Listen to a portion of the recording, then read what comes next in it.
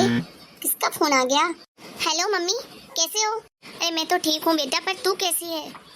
मैं भी ठीक ही हूँ मम्मा। अरे क्या ठीक है? अरे सुबह से शाम तक 10 बार फोन लगाती हूँ, तब जाके एक बार बड़ी मुश्किल से फोन उठाती है। ऐसा कहाँ बिजी रहती है बेटा तू? क्या करूँ मम्मी, टाइम ही नहीं मिलता। सुबह नाश्ता बना के फ्री होती हूँ, बर्तन वर्तन धोया, फिर दोपहर का काम, और जब उससे फ्री हुई तो शाम का काम। ज्वाइंट फैमिली है ना मम्मी। अरे बेटा ऐसा काम करेगी दिन रात, तब तो तू बीमार हो जाएगी।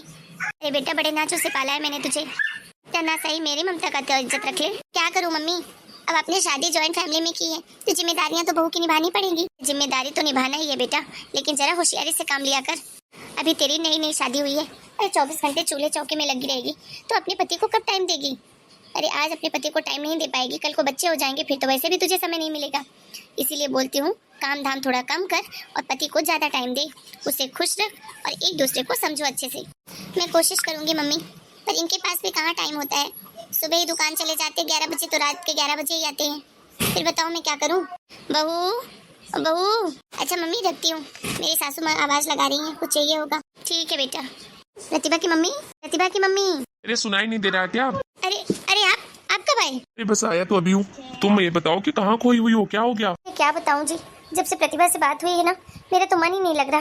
कैसे नाजों से पाला था मैंने उससे, और ससुराल में देखो जब देखो फोन लगाओ काम ही करती रहती है। अरे उसके ससुराल वाले एक नौकर तक नहीं लगा सकते। अरे प्रतिभा की मम्मी, शुरू शुरू में सबको ऐसा ही लगता है। तू भी तो अपने मायके से आई थी, अपने मायके में तूने थोड़ी ना काम किया होगा, लेकिन ससुराल आकर तूने सब किया ना। इसलिए बेटी की नई नई शादी है, उसको अपनी गृहस्थी में एडजस्ट करने दे। धीरे धीरे वो अपने हिसाब से खुद ही सब हैंडल कर लेगी। क्या हैंडल कर लेगी? करना होता तो अभी तक कर लेती। बिल्कुल ही ना समझ है। अरे शादी के बाद लोग कहाँ कहाँ घूमने नहीं जाते, और एक दामाद जी है कि वही रोज दुकान, दुकान से घर। आज तक मेरी बेटी को कहीं भी लेके नहीं गए। आप तो छोड़ो, आपको तो कुछ पड़ी नहीं है। मेरी बेटी की गृहस्थी मैं ही अपने तरीके से चलाऊंगी। आप एक काम करो, बस दामाद जी को फोन लगा दो कि थोड़े दिन के लिए बेटी को मेरे यहाँ छोड़ दें। बहुत टाइम हो गया उससे मिले हुए। देख तुझे मैं अभी भी समझा रहा हूँ, मैं बेटी को बुला तो देता हूँ, लेकिन उसको कुछ ना उल्टी सीधी पट्टी मत पढ़ाना। अपनी गृहस्थी उसको अपने हिसाब से बनाने दे। और इस तरीके से प्रतिभा के पापा प्रतिभा को अपने मायके बुला लेते हैं, जैसा कि उसकी मम्मी चाहती थी। तो उसकी मम्मी को लगता था कि मेरी बेटी काम कर करके परेशान हो गई है। अब प्रतिभा की माँ शुरू करती है सारे आइडिया बताने कि वो कैसे काम चोरी कर सकती है अपने ससुराल में। सुनिए आप भी। Good morning mummy, good morning पापा। अरे बेटा दोपहर के 1 बज रही है, अभी तेरी गुड मॉर्निंग ही हो रही है? क्या 1 बज गई? अरे पापा, जब से शादी करके उस घर गई हूँ ना, पहली बार इतनी देर तक और जी भर के सोई हूँ। ये तो 5 बजे से उठ के घर का सारा काम करना पड़ता है। सबका नाश्ता बनाओ, चाय दो, टिफिन बनाओ, फिर शाम का नाश्ता, फिर रात का खाना। 1 मिनट के लिए भी टाइम नहीं मिलता। कोई बात नहीं बेटा, तूने कभी काम नहीं किया ना यहाँ, इसलिए तुझे ज्यादा लग रहा है। तेरी माँ भी तो इतना काम करती थी।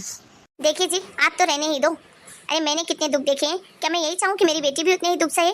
बिल्कुल भी नहीं। देख प्रतिभा, तू अभी नई नई गई है ससुराल में। अगर तू अभी से सबके हिसाब से चलने लगेगी ना, तो सब तुझे अपने इशारों पे नचाएंगे।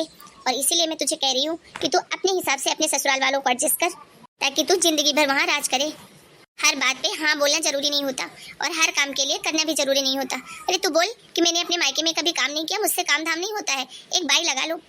और हाँ, अगर तेरे ससुराल वाले भाई को पैसे ना दे पाए ना, तो मैं दे दूंगी, लेकिन मेरी बेटी को आंच नहीं आने दूंगी। अरे तुम पागल हो गई हो क्या? क्या सिखा रही हो बेटी को? अरे तुझे तो और बोलना चाहिए कि नई नई शादी है, सभी घर वालों का दिल जीतने की कोशिश करे, तो उल्टा ही पट्टी पढ़ा रही है।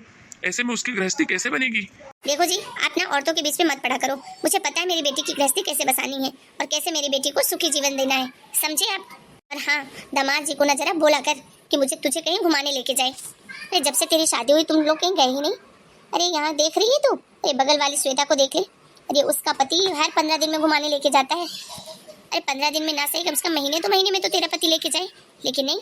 अरे तू ही है बेवकूफ, बोलती ही नहीं होगी। और मर्द लोग ना बिना कहे सुनते नहीं है, समझी? गांठ बांध ले मेरी बात। और तीसरी बात, सबके हिसाब से अलग अलग खाना मत बनाया कर। एक खाना बना, एक सब्जी, जो सब खा लें, और नहीं खाएं तो तेरी वाला से अचार में खा लें। ऐसा थोड़ी ना होता, घर में 4 लोग हैं 4 तरह की सब्जी बनी। ऐसे तो तू जिंदगी भर खाना ही बनाती रह जाएगी। अरे तू क्या सिखा रही है अपनी बेटी को? देख उसके ससुराल में तू ज्यादा इंटरफेयर मत कर। वो मायके में है, उतने दिन तू उसे सुखी जीवन दे। ससुराल में क्या करना है क्या नहीं वो खुद देख लेगी। आप तो चुप ही रहो जी। ठीक है, पछताएगी एक दिन, कह देता हूँ। कल दामाद जी तुझे लेने आ रहे हैं, जाते ही बात कर लेना सब फाइनल। ठीक है मम्मी। प्रतिभा, प्रतिभा आ गए जी आप? हाँ मैं तो आ गया, लेकिन तुम इतनी उदास क्यों हो? अरे यार, कितना अच्छा मूड करके आया था। एक तो तुम इतने दिनों बाद अपने मायके से आई हो, ऊपर से ऐसा उतरा हुआ चेहरा। तुम्हें तो खिलखिलाते हुए आना चाहिए था ना मायके से। मैं आई तो खिलखिलाते हुए थी, लेकिन मम्मी ने मुझे कुछ ऐसी बातें कही, मुझे कुछ समझ ही नहीं आ रहा मैं क्या करूँ। क्या मतलब है? यही जी, मम्मी मुझे बता रही थी कि मैं ससुराल में ज़्यादा काम नहीं करूं और आपको हर महीने घुमाने के लिए बोलूं और नौकरानी लगाने के लिए बोलूं घर का काम करने के लिए। पर मुझे समझ में नहीं आता मैं कैसे कहूं, क्या करूं। ये तुम्हारी मम्मी ने कहा? हाँ जी, मैंने आपसे प्रॉमिस किया था कि चाहे अच्छी बात हो चाहे बुरी बात हो, मैं आपसे कभी भी नहीं छुपाऊंगी और इसीलिए मैंने आपको बताया। आप मुझे बताओ ना मैं क्या करूँ, आपको भी तो मेरी चिंता है ना। अरे हाँ भाई, मेरी भोली प्रतिभा रानी।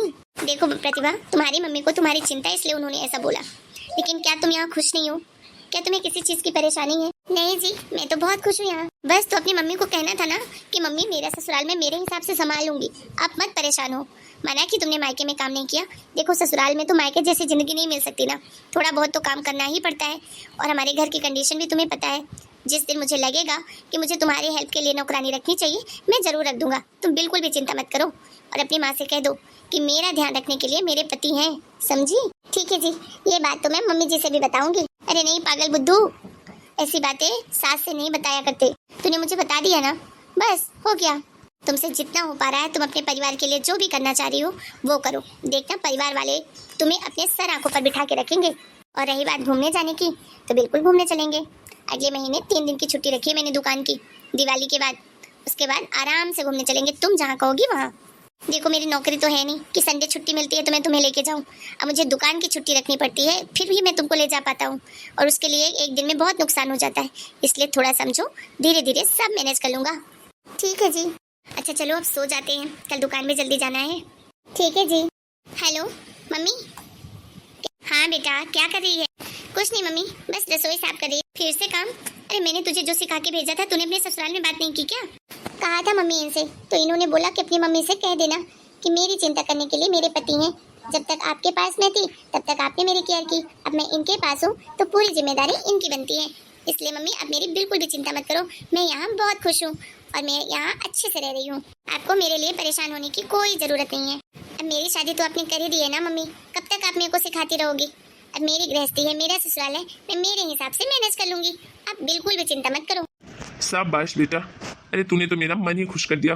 अरे मुझे इतनी चिंता हो रही थी कि कहीं तो अपनी माँ के सिखाए में आ गई ना, तो तेरी पूरी गृहस्थी बर्बाद हो जाएगी, शादीशुदा जिंदगी भी अच्छे से नहीं चलेगी। लेकिन शुक्र है कि भगवान ने तुझे इतनी अकल दी है कि तुझे अपनी गृहस्थी कैसे संभालनी है। खुश रहे बेटा, खुश रहे। थैंक यू पापा जी। अच्छा मम्मी रखती हूँ, बाद में कॉल करूंगी आपको, बाय। ठीक है बेटा, अपना ध्यान रखना। देखा दोस्तों, क्या मैंने गलत किया अपनी माँ की बात ना मानकर या फिर अपने पति को सारी बात बताकर? आप हमें कमेंट करके जरूर बताइएगा। और अगर आपको हमारी आज की कहानी पसंद आई हो तो वीडियो को लाइक करिए, शेयर करिए और चैनल को सब्सक्राइब कर लीजिए। फिर मिलेंगे एक नए वीडियो में एक नई कहानी के साथ। और हाँ दोस्तों, बेल नोटिफिकेशन को ऑन करना बिल्कुल भी मत भूलिए, ताकि मेरी नई नई कहानी आपको जल्दी से मिल जाए। फिर मिलेंगे, तब तक के लिए आप सभी का बहुत बहुत धन्यवाद। जय श्री राम आप सभी को।